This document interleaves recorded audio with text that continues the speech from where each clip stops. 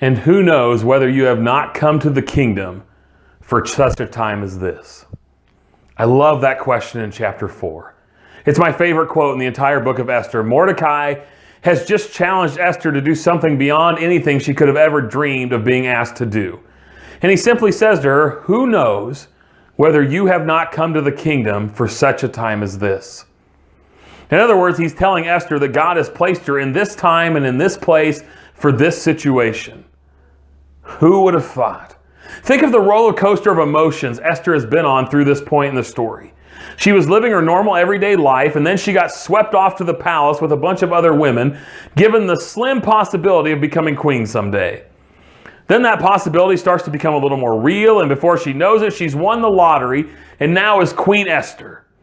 Life is good, and then she hears from her uncle that he's out shedding clothes and shedding tears in the town square, and she sends someone to ask what's going on, and just when life seems to be going great for Esther, Mordecai informs her that tragedy has come and the destruction of her people is about to happen unless she steps in and saves them.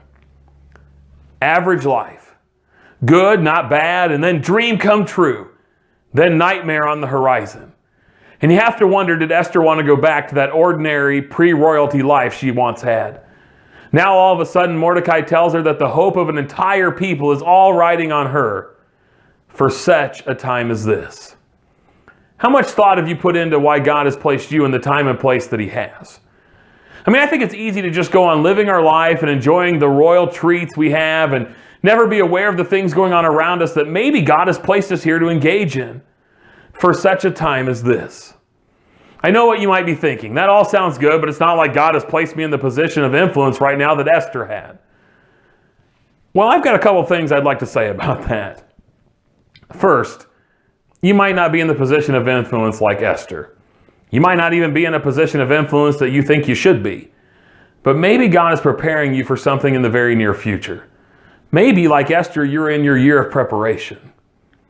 Secondly, having said that, I'd like to push back on that thought a little bit. Whether you think it or not, whether you know it or not, you have influence. No matter where you are, who you are, and what you're doing, your very existence influences people. I believe wholeheartedly that God does not make mistakes. And that God has placed you and me exactly where we're at exactly this time in history because he intends to use us as part of his rescue story. We were created for such a time as this.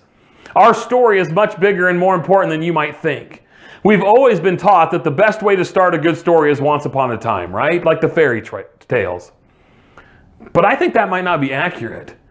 The reality is that our stories, our real stories, the one we were created for, they finally begin not once upon a time, but rather for such a time as this.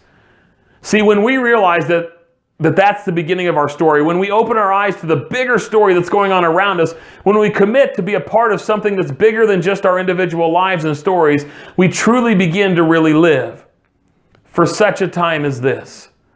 See, the funny thing is that Esther could have chosen to be oblivious to the world around her. She could have ignored Mordecai and the plight of her people. She could have continued to keep her cultural heritage a secret.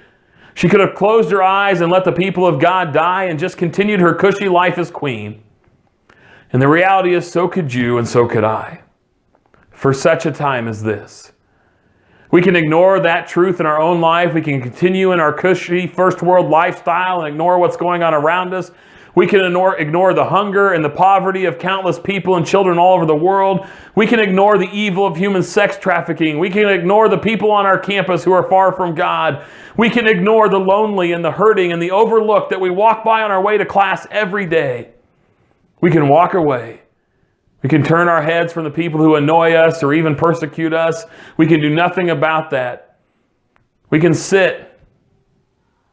We can sit when everybody sits. We can stand when everybody stands. We can ignore the story God is writing around us and he wants to write through us. But we will miss being a part of something great in this time and in our generation. You and I, we were created for such a time as this. Not to make lots of money, not to look good or sound cool. We were created for such a time as this to rescue people who were headed for certain death. That's what Esther was called to do. So are we. People around us who don't know Jesus have been sentenced to the edict of death. You and I, we've been placed in a position where we can share with them what will save them, what will rescue them. We are where we are doing what we do because we were created for such a time as this. And if you're a follower of Jesus, it's time to see it, to say yes to it, and get involved in the rescue story of our generation. If you're not, if following Jesus has not been a part of your story, can I tell you, He came to rescue you for such a time as this. Would you ask someone in your group about that tonight? And if you are a follower of Jesus, would you engage this time that God has placed you in for rescue? You were created for such a time as this.